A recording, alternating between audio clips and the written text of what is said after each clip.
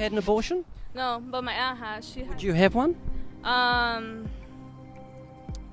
If I had no choice, absolutely no choice, I would. But So why would you hesitate though? I'm not hesitating. Nobody likes abortion, but sometimes there are harsh circumstances when women are shamed for even considering the option. You get me? You think it's a baby in the womb?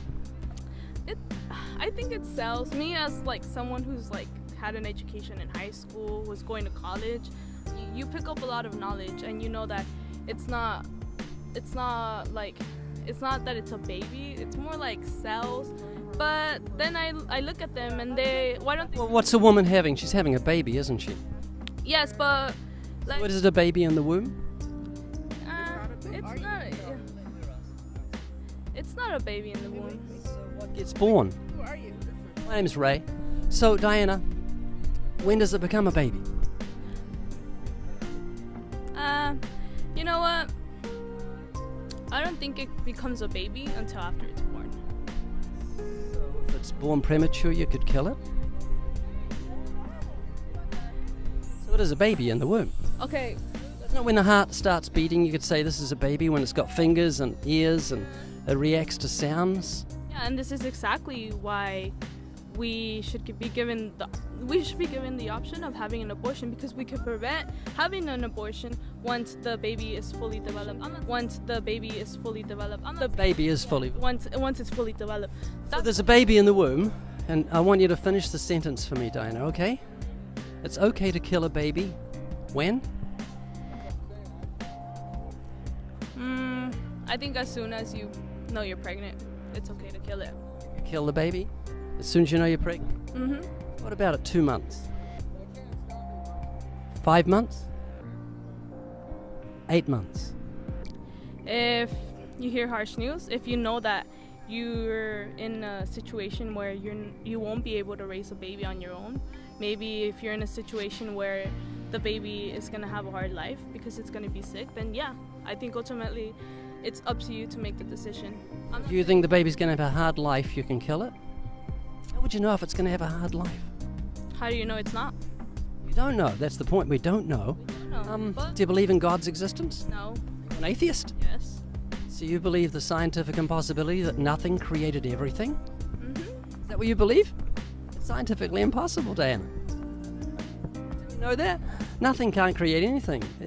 You know there's a God because of creation. I don't believe in God, man. And you know what?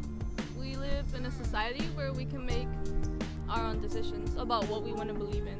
You think I could prove God's existence to you in about 2 minutes? You can try. Diana, do you know what DNA is? Yes. It's a language. It's coherent information. The moment you were conceived, your DNA was all instructed on how tall you're going to be, your eye color, your hair color. Everything about you is in your DNA. It's impossible for any book to make itself from nothing. No one could believe a book could make itself, and it's utterly impossible for DNA to have made itself because it's intelligent information. So we know God exists intuitively, and we have a conscience. We know right from wrong. Do you think you're a good person? I don't know. I don't think I'm a good person. I don't think I'm a bad person. Well, there's one way to find out. How many lies have you told in your life? A lot. You ever stolen something? Once. Have you ever used God's name in vain? I don't believe in God. Have you ever used this OMG?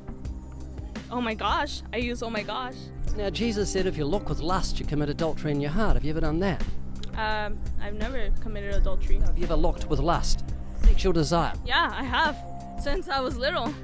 So, Diana, I'm not judging you, but you've told me you're a lying thief and an adulterer at heart, and probably a blasphemer, OMG.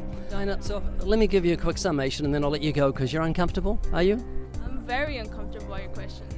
Let me just finish by sharing why I'm doing this. It's because I care about you. You may not realize that, but I do care about you. Every year, 54 million people die. 54 million. Just like you, young people making plans for tomorrow, and death swallows them. And after you die, you've got to face God in judgment, whether you believe in Him or not. And He's going to judge you by the commandments that He wrote on your heart, on your conscience. And when you say abortion is a woman's right, you know it's wrong to kill the baby in a womb. It's written on your conscience. Yes, it is. And you know how I know that? Because growing up, my whole family's religion. They're Christian? No, they're Catholic. There's a big difference. But still, but still, you know, Difference. there's moral values that they carry, and they don't believe in abortion, but I do. I know you do. And let me close with this. Jesus died on the cross to take the punishment for the sin of the world. You don't have to end up in hell, Diana.